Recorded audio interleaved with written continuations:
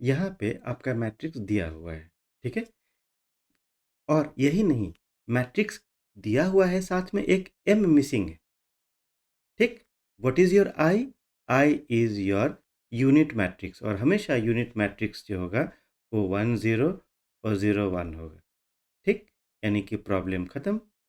m कह रहा है what is the order of m, तो ऑर्डर ऑफ m के लिए जरा सा गौर कीजिए, तो ये हो गया 4 2 और -1 और 1। इसको अगर हम मल्टीप्लाई करेंगे अगर हम m से, तो हमें आंसर जो मिलेगा, यहाँ पर मल्टीप्लाइड बाय 6 था, यहाँ पे 6, यानी कि हो गया आपका 6 0 और 0 6। मतलब इसका ऑर्डर, आंसर का आपका जो ऑर्डर मिला वो 2 इंटू 2 था। यानी जाहिर सी बात है कि हमारा जो मैट्रिक्स जो होगा ये m, इसका भी ऑर्डर होगा आपका 2 into 2। This means we have found the answer of the first one. अब कह रहा है सेकेंड केस में फाइंड द मैट्रिक्स m। तो फाइंड द मैट्रिक्स m के लिए जब हम ऑर्डर जान रहे हैं मैट्रिक्स का कि 2 इंटू 2 है, तो इन दैट केस हमको 2 इंटू 2 वाला कोई भी अननोन वैल्यूज हम लोग को रखना पड़ेगा। आ जाइए, ये हो गया आपका 4 2, ये हो गया -1 1। ये क्या था? ये दिया हुआ मैट्रिक्स था, और m हम ले लेते हैं a b और c और d, ठीक है? इसको मल्टीप्लाई करने के बाद में मिलेगा 6 0 0 6 मिलेगा, ठीक? I hope you have understood here. यानी कि अब कुछ नहीं करना है, अब मल्टीप्लाई करेंगे और मल्टीप्लाई करने के बाद में हम सिमिलर प्रूफ कर देंगे, ठीक? आ जाइए, तो मल्टीप्लाई करते हैं। अच्छा, मल्टीप्लाई करना है ना, तो मल्टीप्लाई करने के लिए हॉरिजॉन्टल इनटू वर्टिकल हम लोग करते हैं।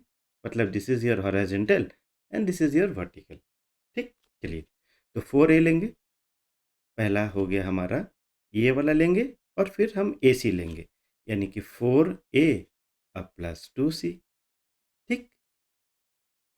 उसी तरह हम लोग यहाँ पे लेंगे 4b प्लस 2d, उसी तरह -1a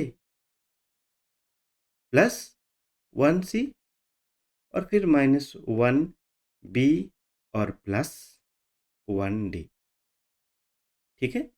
ये वाला बराबर हो गया आपका 6 0 और 0 6 से, जो हम ऑब्टेन किए थे यहाँ मल्टीप्लाई करने के बाद में, ठीक?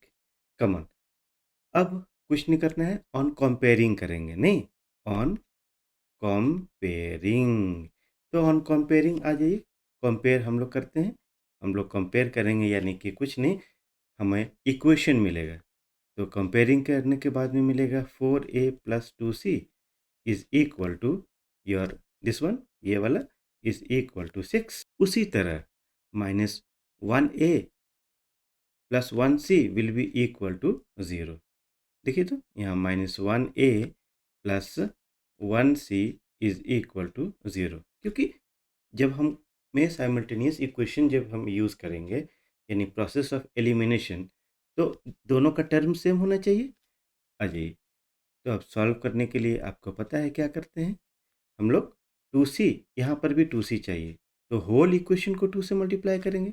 जब होल इक्वेशन को 2 से मल्टीप्लाई करेंगे, तो आ जाइए, हमारा जनरेट होगा 4a plus 2c is equal to 6, और नीचे वाला में -2a plus 2c will be equal to 0।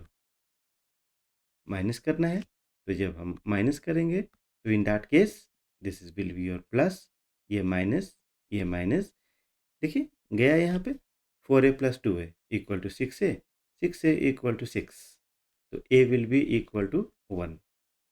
उसी तरह हम जब वैल्यू पुट करेंगे हम a का इक्वेशन 1 में, तो -1a plus 1c is equal to 0, तो c will be equal to 1। Clear? हमारा a का भी वैल्यू निकल गया, c का भी वैल्यू निकल गया। जब दोनों का वैल्यू निकल गया, तो उसी तरह हम लोग b और d का भी वैल्यू निकालेंगे, ठीक है? यानी हमारा जो न्यू इक्वेशन होगा that will be your another equation will be equal to your 4b plus 2d equal to ये वाला will be equal to 0 और minus 1b plus 1d will be equal to 6 this one. ठीक, ये भी है on comparing. यहाँ पर आप सॉल्व कीजिएगा तो here on solving you will get b as 2 and c as -4.